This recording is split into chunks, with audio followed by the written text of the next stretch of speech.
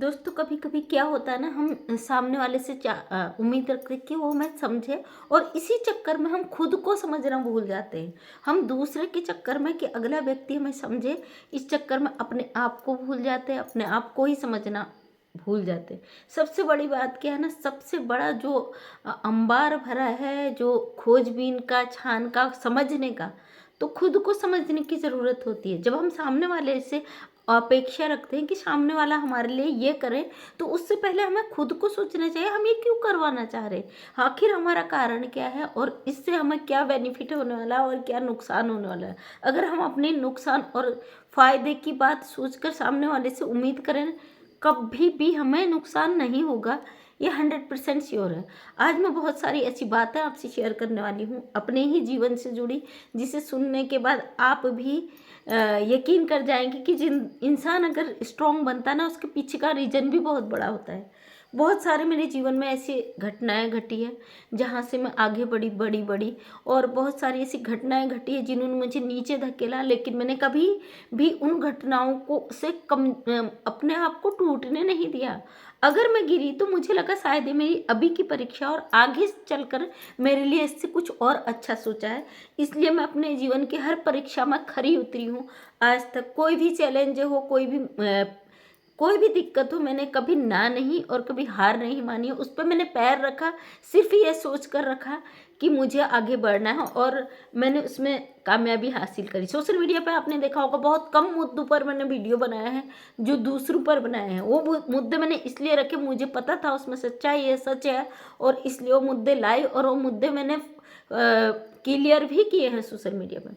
आज मैं बात करूंगी खुद अपनी, मेरे जीवन से घटित कुछ ऐसी घटनाएं हैं जिन्होंने मुझे इतना स्ट्रांग बना दिया, और बहुत मजबूती से मैं आज लड़ना सीख गई, और इस अपनी इस लड़ाई के जरिए मैं आप लोगों को भी मोटिवेट कर रही हूँ। और आप में से कई भाई बहन आके मुझे कमेंट करते हैं, दीदी आपकी वजह से आज मेरा ये काम बन गया, आपकी वीडियो देखी थी, आपसे मुझे ये चीज़ नॉलेज मिली, और मैं अपने जीवन में इस चीज़ के लिए मैंने स्टेप उठाया, और आगे मैं इस चीज़ में बड़ा हूँ या बड़ी हूँ। तो मुझे बड़ी खुशी होती कि मेरे एक छोटे से प्रयास से आपका कोई काम बन जाता, तो भैया मुझे बहुत सुकून मिलता है दिल में, और इसीलिए मैं ये चीज़ें करती हूँ। आज मैं शेयर करूँगी मेरे जीवन का वो दिन जो मेरे लिए बहुत दर्दनाक और बहुत परेशानी भरा था, और लेकिन मैं उस परेशानी से आसानी से निकल गई क्योंकि मुझे खुद पर भरोसा था। कभी जीवन में किसी के लिए गलत नहीं किया, किसी के लिए गलत नहीं सोचा। हाँ, कभी कुछ किसी के लिए आवाज़ उठाई तो ज़रूर एक प्रयास रहा कि वो गलत मार्ग पे जाने से रुके, उसके पैर डगमगाए तो वो टूटे ना, बिखरे ना, संभलने की हिम्मत रखे, वहाँ पे मैंने आवाज़ उठाई है। आज मैं बात करूँगी खुद अपनी। आज आप लोगों के बीच में मैं जो चीज़ें रखती हूँ, आप उसे प्यार देते हो, सपोर्ट करते हो, क्योंकि आप जानते हो मेरी हर बात में सच्चाई होती है, और मैं जो भी लाती हूँ सच ही लाती हूँ। इसलिए मेरा दायित्व बनता है कि आपको अपने जीवन का भी सच बताऊँ, दिखाऊँ, और आपका भी ये दायित्व बनता है कि आप उस सच को जानने का हक रखते हैं। मेरे लाइफ में भी एक घटना घटित हुई। मेरे हस्बैंड जो हैं एक बार बहुत ज़्यादा बीमार हो गए थे। कहते हैं ना, अपने की परख जो होती है सुख में नहीं दुख में पहचानी जाती है। उसमें मैं बहुत दुखी थी और इतना परेशान थी क्योंकि वो हॉस्पिटलाइज हो गए थे। उनको जो ईसीजी हो रहा था और हॉस्पिटल की उनकी फ़ोटोज़ वगैरह थी। उस समय ज़रूरी नहीं है कि अगर गवर्नमेंट सर्वेंट है, व्यक्ति सही स्थिति में है, तो उसको पैसा हमेशा पास में रहता है। मेरे सामने चैलेंज आ गया था बहुत बड़ा, जो मेरे लिए बहुत मुश्किल था, क्योंकि हम लोग घर से बाहर रहते थे। हमारा घर जहाँ है गाँव में, वहाँ से अपने परिवार से अलग, मेरे हस्बैंड में और मेरे बच्चे। तो बहुत बड़ी दिक्कत आ गई थी, और मैंने किसी को बोला नहीं था कि उनकी तबीयत ख़राब हो गई। बहुत ज़्यादा उनकी स्थिति ख़राब हो गई थी और हॉस्पिटलाइज थे, और मुझे जो डॉक्टर ने बताया कि इतना इनका जो बीमारी का खर्चा आएगा, और मैं अकेली औरत, मेरे लिए बहुत ज़्यादा मुश्किल था। उस समय मुझे सबसे पहले अपने नज़र आए। मैंने अपने रिश्तेदारों में जितने थे उन लोगों से बात शेयर की, और मेरे जो दोस्त सर्किल, फ्रेंड सर्किल था, उन लोगों से बात शेयर की। और हमेशा मैं दूसरों के काम आई हूँ। कभी भी किसी ने हेल्प के लिए कहा तो मैं हमेशा खड़ी रही हूँ। शायद यही रीज़न रहता है, जब भी मेरे ऊपर परेशानी आती है मैं पहले से उस परेशानी के लिए नहीं सोचती। मुझे पता है मैं कभी गलत नहीं करती हूँ, तो कहीं ना कहीं से ऊपर वाला मेरे सर पे मुझे सपोर्ट के लिए खड़ा होगा। उस समय मेरे हस्बैंड की स्थिति बहुत ख़राब थी और उन्हें डेंगू हो गया था, बहुत बुरी तरीके से उनकी जो प्लेटें थी बिल्कुल डाउन हो गई थी। डॉक्टर ने जवाब दे दिया था और जैसे ही मतलब उनको एक बीमारी सही होती थी तो पता चलता था दूसरी हो गई, और दूसरे ही दिन वो बीमारी गायब होके तीसरी बीमारी आ जाती। मतलब समझ में नहीं आ रहा था उन्हें हुआ क्या, और स्थिति इतनी खराब हो चुकी थी कि घर में जितना भी पैसा था उनकी बीमारी में लग चुका था। मैं अकेली लेडीज थी और ज़रूरी नहीं है कि हम सर्विस वाले हैं हमारे पास हो। उसमें ये था कि रिश्तेदारों को लगता था या जान पहचान वालों को लगता था जॉब वाले हैं, पुलिस वाले हैं, तो शायद इनकी इतनी कमाई होगी कि इनके पास हमेशा रहता होगा। लेकिन दुख में ना बहुत वो होता। मैंने अपने फ्रेंड सर्किल में, अपने जान पहचान वाले में सबको कॉल किया, जितने लोग थे उनको, उन्होंने फ़ोटो भी देखी, सबको बताया, तो सब ने पल्ला झाड़ लिया। सब आए खबर करने, देखा सब कुछ, लेकिन किसी ने एक बार पूछा नहीं कि क्या आपको ज़रूरत है। उस समय कहते हैं ना, किसी के लिए गलत मत करो, कहीं ना कहीं आपके साथ ऊपर वाला देखता है। उस समय क्या हुआ, एक भैया है मेरे, मैं एक छोटी छोटी, उस समय छोटी कमेटियाँ चलाती थी, बहुत मतलब छोटी छोटी कमेटियाँ चलाती थी। अभी कुछ दिन पहले भी मेरे साथ दिक्कत हुआ, तो भैया का कॉल आया था मेरे पास और उन्होंने बोला दीदी मुझे इतने पैसे की ज़रूरत। तो मैंने उनको अपनी प्रॉब्लम रखी, भैया मैं इस वजह से अभी बीच में फिर ये सीन हो गया था तो मैं आपको नहीं कर पाई, मेरी स्थिति बहुत ख़राब थी। उन्होंने मुझे डायरेक्टली पूछा, जबकि उन्होंने मुझे मतलब मुझसे मांगने के लिए फ़ोन किया था। उन्होंने पूछा आपको प्रॉब्लम आई तो आप एक बार बता देते। मैंने कहा नहीं भैया, मैं इसलिए नहीं बताया, मैंने कई लोगों से कहा नहीं हो पाया, तो मुझे लगा शायद क्या बताती आपको। उन्होंने बोला दीदी अरे इतनी बड़ी बात आपने ऐसे कैसे कह दी, बताइए कितनी ज़रूरत है। हालांकि मुझे ज़रूरत नहीं थी, मैंने कहा मुझे 50,000 की ज़रूरत है। वो भैया ने बिना पूछे मेरे अकाउंट में पैसा ट्रांसफ़र कर दिया तुरंत। और मुझे लगा हम किसी के लिए गलत नहीं करते ना, बिल्कुल सच के रास्ते पे चलते हैं तो परेशानियाँ आती ज़रूर हैं। कहते ना सत्य हारता नहीं, सत्य पराजित नहीं हो सकता है, परीक्षा ज़रूर होती है उसकी। तो ये चीज़ यहाँ पे लागू होती है। अगर हम सही है ना, अपने दिल से किसी के लिए गलत नहीं चाहते, और कभी कभी तरीके गलत हो जाते, किसी सच को सही सामने लाने के लिए, सही चीज़ों को सामने लाने के लिए तरीके गलत अपनाने पड़ते हैं, और कई लोगों को लगता भी है गलत है। तो यहाँ पे क्या चीज़ हुई, भैया ने तुरंत डाल दिया। और सबसे बड़ी मज़े की बात, उनकी शादी भी है और उन्होंने मुझे बोला कि मैं ये जो आने वाला 19 तारीख है, अभी उनकी शादी फिक्स हो गई। तो मैंने उनको बोल रखा कि मैं आपकी पूरी मदद करूँगी और जो भी होगा मैं करूँगी। हालांकि पैसा तो हमने दे दिया, लेकिन फिर भी मैं उनकी हेल्प करूँगी। कहते हैं ना किसी के लिए गलत मत करो, तो ऊपर वाला कहीं ना कहीं से आ जाता है। हालांकि मुझे ज़रूरत भी नहीं थी, मैंने 50,000 कहा तो तुरंत अगले बंदे ने मेरे अकाउंट में ट्रांसफ़र कर दिए। और इस घड़ी में अपने और पराये की पहचान हो जाती। जब आप दुख के समय में होते हो, आपसे जो पल्ला झाड़ लेते हैं, जब आप अच्छे टाइम में होते हो, आपके साथ सही समय चल रहा होता है, आपका अच्छा वक्त आता है, तो कई लोग आपके अपने हो जाते हैं। और जब आपके ऊपर परेशानियाँ आती है तो कई लोग आपके पीछे हट जाते हैं। उस समय भी मैंने अपने फ्रेंड सर्किल में कई लोगों से हेल्प के लिए कहा था, हेल्प केवल मतलब सैलरी आने तक का, लेकिन हर किसी ने 2,000 5,000 10,000 के लिए पल्ला झाड़ लिया। तो बहुत फील होता है ये चीज़ें ना कि एक गवर्नमेंट सर्वेंट और उसके पास से आप लोग डर रहे हो कि ये नहीं देगा। तो ये एक परीक्षा होती है अपने पराये को पहचानने की, कैसे अपने लोग अपने नहीं रहते दुख की घड़ी में। और जिन लोगों को हम अपना कहते हैं, अपने दिल के करीब समझते हैं, बिल्कुल क्लोज समझते हैं, ऐसे वक्त में उन लोगों की पहचान हो जाती है कि दुख के घड़ी में आपके साथ कौन खड़ा है, कौन नहीं है।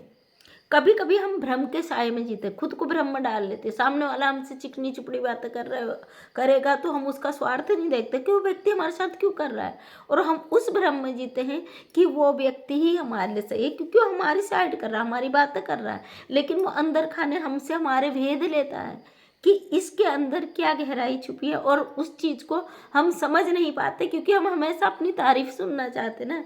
वो तारीफों के मायाजाल में हमें इस तरीके से जकड़ लेता है कि हमें गलत चीज़ें नज़र नहीं आती, हमें उसमें हर चीज़ अच्छा ही नज़र आती है। और वैसे भी जो लोग दिल से सही सोचते हैं, साफ सोचते हैं, तो उन्हें धोखे भी बहुत मिलते हैं क्योंकि वो अपना ही जैसा दूसरे सामने वाले व्यक्ति को समझता है। वो समझ अंतर भूल जाता है कि सामने वाला छल कपट इस तरीके की चीज़ भी रख सकता है। उस भ्रम में कई बार उसे धोखा भी मिल जाता। और ये चीज़ें कई बार मेरे साथ भी होती, मेरे साथ हुई है ये चीज़ें। कई कई बार मैं धोखे में पड़ी, कई बार मेरे लोगों ने मेरा इस्तेमाल किया है।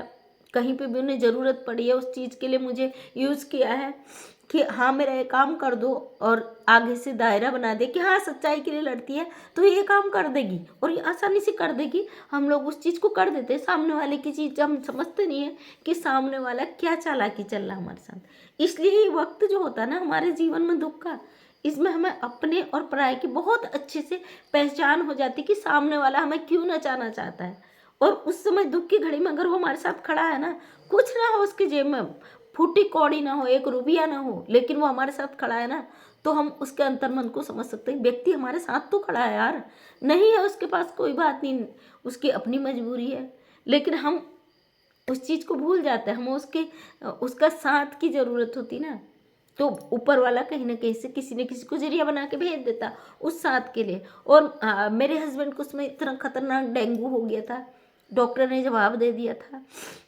वो हॉस्पिटल में थे, 17 दिन एडमिट रहे। तो मतलब उनकी प्लेटें बढ़ ही नहीं रही थी, 20,000 प्लेट बच गई थी। कहते ना 1.5 लाख से कम प्लेटों में खतरा रहता। तो डॉक्टर ने बोल दिया था अगर नेक्स्ट डे इनका प्लेट नहीं बढ़ता है तो इनको दूसरी जगह रेफ़र किया जाएगा और ब्लड का इंतजाम करो। और मैं अकेली औरत, मैं हॉस्पिटल देखूँ, मेरा बच्चा था 6 महीने का, 1 साल का भी नहीं हुआ था, या घर देखूं तो छोटी बेटियां बेटियां भी बहुत छोटी थी उसमें। तो मेरे लिए एक टेंशन का माहौल था, मैं किससे कहूँ, क्या कहूँ, कहाँ जाऊँ। उसी पागल सुर में 2 बेटियों को छोड़ जाती थी और वहाँ हॉस्पिटल में दिन भर रहती थी, बच्चों को खाना खिला के फिर हॉस्पिटल जाती थी। मतलब एक स्थिति ऐसी बन गई थी ना, उस समय लगता है कि यार कोई तो हमारे साथ खड़ा होता। उस समय मतलब लोगों ने, जो हमारे स्टाफ के लोग थे, उन लोगों ने भी सोच लिया भाई कितनी भयंकर बीमारी है, कहीं हम गए तो हमें भी दिक्कत ना हो जाए। उन लोगों ने भी पल्ला झाड़ लिया था। जो लोग रात दिन बैठते थे, रात दिन अपना सुख दुख शेयर करते थे, उन लोगों ने भी किनारा काट लिया। और मेरे लिए इतना प्रॉब्लम था कि मैं बच्चे देखूं या उन्हें देखूं, और मैं टेंशन में ऐसी जा रही थी। तभी रास्ते में एक भैया मिले मुझे, डॉक्टर ने बोला था इन्हें बकरी का दूध ला के दो। बकरी का दूध शहर में बहुत मुश्किल होता मिलना। तो एक भैया बोतल लेके दूध की जा रहे थे, तो मैंने उन्हें रोक लिया। बाइक में जा रहे थे, मैं बेसुध तो थी, मतलब दिमाग से थोड़ा टेंशन की वजह से मैं कुछ सोचने समझने की स्थिति में नहीं थी। भैया रुके, उन्होंने बोला क्या है। मैंने कहा भैया बकरी, ये आप जो दूध ले जा रहे हो ये किस चीज़ का है। वो बोले ये तो गाय का दूध है, आपने ऐसा क्यों पूछा। मैंने कहा नहीं, मेरे हस्बैंड की ऐसी ऐसी कंडीशन है और वो इसी थाने में पोस्टेड है, वहीं पे यूडीएन में बाजपुर में थे। और उन्हें डॉक्टर ने जवाब दे दिया कि इन्हें अगर इनकी प्लेटें कल तक नहीं बढ़ती हैं, ओनली 20,000 प्लेटें रह गई, तो इनको बचाना हमारे लिए पॉसिबल नहीं है। तो उनको बकरी का दूध बताया, मुझे नहीं पता कहाँ यहाँ बकरी का दूध मिलता। वो भैया ने बोला अच्छा कौन से हैं, क्योंकि वो भी उसी एरिया के थे। हमने तो क्या, मैंने उन्हें देखा है। तो मैंने मोबाइल निकाला, उसमें से अपने हस्बैंड की फ़ोटो दिखाई। तो उन्होंने बोला सर जी तो बहुत अच्छे हैं, और कई बार मैं तो इन्हें जानता हूँ अच्छी तरीके से, आपको क्या ज़रूरत है आप मुझे बताओ। मैंने उन्हें बोला मुझे बकरी का दूध चाहिए। वो भैया ने उसी समय बकरी का दूध एक बॉटल में ला के मुझे दिया। और उस समय दूध जो था 200 रुपये लीटर मिल रहा था, डेंगू बहुत ज़्यादा फैल चुका था। उन्होंने मुझे एक पाव, उन्होंने कहा मैम आप टेंशन मत लो, मैं डेली सुबह शाम आपको बकरी का दूध ला के दूंगा। और आपको जो ब्लड उनका ग्रुप था वो मिल नहीं रहा था, क्योंकि वहाँ पे वैसे भी ब्लड मिलता नहीं है, डोनेट करना पड़ता तब जाके ब्लड मिलता है। जो वहाँ पे ब्लड था नहीं अवेलेबल। और वो भैया ने कहा आपको क्या ज़रूरत, मैंने कहा ब्लड के लिए बोला, लेकिन मेरे पास डोनेट करने वाले लड़के नहीं है। और वो भैया ने लड़कों की इतनी लाइन लगा दी, मैं सोच भी नहीं सकती हूँ यार सच्चाई। मतलब हम किसी के लिए किसी को जानते भी नहीं, अचानक वो हमारे पहचान का भी निकल गया। और हमारी इतनी बड़ी मुसीबत में कि मेरे हस्बैंड की जो ज़िंदगी थी वो बचाने के लिए इतने लोग खड़े हो गए। उन्होंने कहा मैम आप बताओ कितने लड़के चाहिए। उन्होंने 12-13 लड़के उसी समय हॉस्पिटल में बुला लिए। और ऊपर वाले की महिमा देखिए, जैसे बकरी का दूध पिलाया हस्बैंड को, दूसरे दिन को ब्लड चढ़ाना था, तो तुरंत उनकी प्लेटें बढ़नी शुरू हो गई। और प्लेटें भी इतनी तेज़ी से बढ़ी, जहाँ से स्टार्ट हुई मतलब 2-3 दिन में ही रिकवरी हो गई, वो अपनी जगह में आ गई। और उनका जो डेंगू था वो कवर हो गया और वो अच्छे खासे इंसान हो गए। तो कहते हैं ना सत्य परेशान हो सकता है, पराजित नहीं हो सकता। ये चीज़ें मेरे जीवन में ऐसी ऐसी घटनाएं घटी हैं जिसने मुझे इतना स्ट्रॉन्ग बना दिया। और मैं अपने जीवन के अनुभव से चाहती हूँ कि मैं हर किसी को हर रोज़ एक सीख दूँ। इसलिए कभी हम दूसरों के लिए आवाज़ उठाते तो हमारे साथ बहुत गलत कंट्रोवर्सी, लोग कहते भाई ये दूसरों का मुद्दा उठाती, दूसरों का टॉपिक उठाते, कई कई गालियाँ नहीं, मेरे जीवन में खुद इतने कंटेंट है, मेरे जीवन के इतने अनुभव हैं, मुझे किसी को कुछ कहने सुनने की, किसी पे वीडियो बनाने की ज़रूरत नहीं। मेरे खुद के जीवन में ऐसी ऐसी घटनाएं है ना, उससे मुझे लगता है समाज में अगर मैं शेयर करूं तो कई लोग इस मुसीबत से बच सकते हैं। जिस मुसीबतों से हम निकले, अपने स्ट्रगल भरे लाइफ को हमने बिल्कुल सहा है, वहाँ से हम ज़िंदगी को हमने पहचाना है कि ज़िंदगी की जो सीढ़ियाँ हम चढ़े हैं इतनी आसान नहीं है। आज लोग सोचते हैं कि हम इतनी आसानी से इतने सक्सेस हो गए, बिल्कुल भी नहीं। इसकी एक एक सीढ़ी बड़ी मेहनत और बड़े कष्टों के साथ चढ़ी गई है। इसलिए हमें उम्मीद है अपने पैरों पे, अपने पंखों पे, कि जो उड़ान हमने भरी थी वो कभी जाया नहीं जाएगी। और खुद पर भरोसा होना इंसान को बहुत ज़रूरी है। दूसरों पर तो हम आसानी से भरोसा कर लेते हैं, लेकिन वो आसानी से किया गया भरोसा कितने समय टिकेगा हमें खुद भी पता नहीं होता। क्योंकि सामने वाले ने जैसे ही छलांग लगा दी तो ढह गई दीवार और हम वहीं वहीं धराशायी हो गई। जब खुद के पंखों पर, खुद के पैरों पर, खुद पर हमें भरोसा होगा तो हमें यकीन होगा कि हम कभी टूट नहीं सकते। सामने वाला चाहे भी तो हमें तोड़ नहीं सकता। इसलिए कोई भी मुझे कुछ गलत बोलता है, मुझे पता है मैं सही हूँ, मैं उसको कभी जवाब देना ज़रूरी नहीं समझती और उसकी बातों को मैं कभी रिएक्ट नहीं करती हूँ, दिल पे नहीं लेती हूँ। क्योंकि हर कोई इंसान हमारी तरह नहीं सोच सकता ना, और ज़रूरी नहीं है हम उसकी तरह सोचें। वो जो हमें बोल रहा हम उसका जवाब उसी की भाषा में दें। हमारा जवाब हम है, हमारा सवाल भी हम ही है।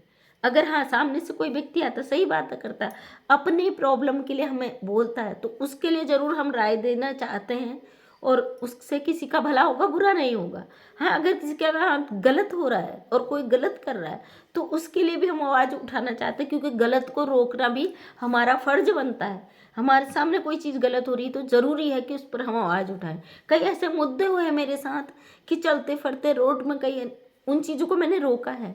मुझे इस बात की चिंता नहीं होती सामने वाला मुझे क्या कहेगा, मुझे इस बात की चिंता नहीं होती मेरे साथ क्या होगा, मुझे इस बात की चिंता होती है सामने वाला व्यक्ति जो परेशान है, हमारे होते हुए उसके साथ कुछ गलत ना हो। और अगर हमारे होते हुए हम उसके लिए नहीं बोल पा रहे हैं और उस चीज़ की वजह से उसकी लाइफ में कोई ऐसी दिक्कत आ गई और जिसके लिए हमें बाद में पछताना पड़े, तो वो बहुत दुखद और बहुत कष्टकारी है। फिर हमें पछताना ना पड़े कि यार शायद इसका अच्छा हो सकता था और हमारी वजह से नहीं हुआ।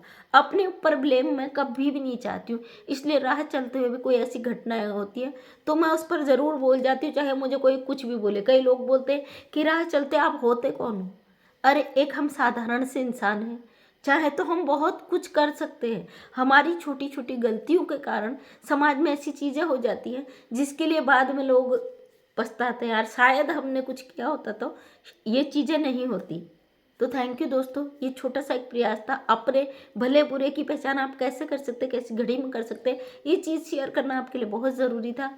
और इसलिए मुझे लगा कि मुझे अपनी ये कहानी भी साथ में शेयर करनी चाहिए, क्योंकि मेरे जीवन के जो कष्ट है ना बहुत ज़्यादा हैं और बहुत स्ट्रगल भरे हैं और उस हर स्ट्रगल से हमें मजबूती मिली है। इसलिए मुझे कोई गलत कहता मुझे फ़र्क नहीं पड़ता, मुझे अपने पंखों पर, अपने पैरों पर, खुद पर बहुत भरोसा है। तो थैंक यू सो मच। अपना प्यार इसी तरीके से बनाए रखिए। मैं मंजू विश्वकर्मा, हल्द्वानी उत्तराखंड से एक सोशल वर्कर हूँ, महिलाओं के लिए आवाज़ उठाती हूँ और डेली 8 बजे मेरा वीडियो आता है, उस पर अपना प्यार बनाएं और हो सके तो वीडियो को लाइक शेयर कमेंट कर दें। आपका कमेंट बहुत मोटिवेट करता है मुझे, उसी के माध्यम से मैं आगे और चीज़ें ला पाती हूँ आपके बीच। अगर नेक्स्ट वीडियो तक पहुँचना चाहते हैं चैनल को सब्सक्राइब कर लें ताकि मेरी वीडियो का नोटिफिकेशन आप तक मिल सके और आप मेरी वीडियो देख सकें। तो थैंक यू सो मच, तहे दिल से आपका धन्यवाद।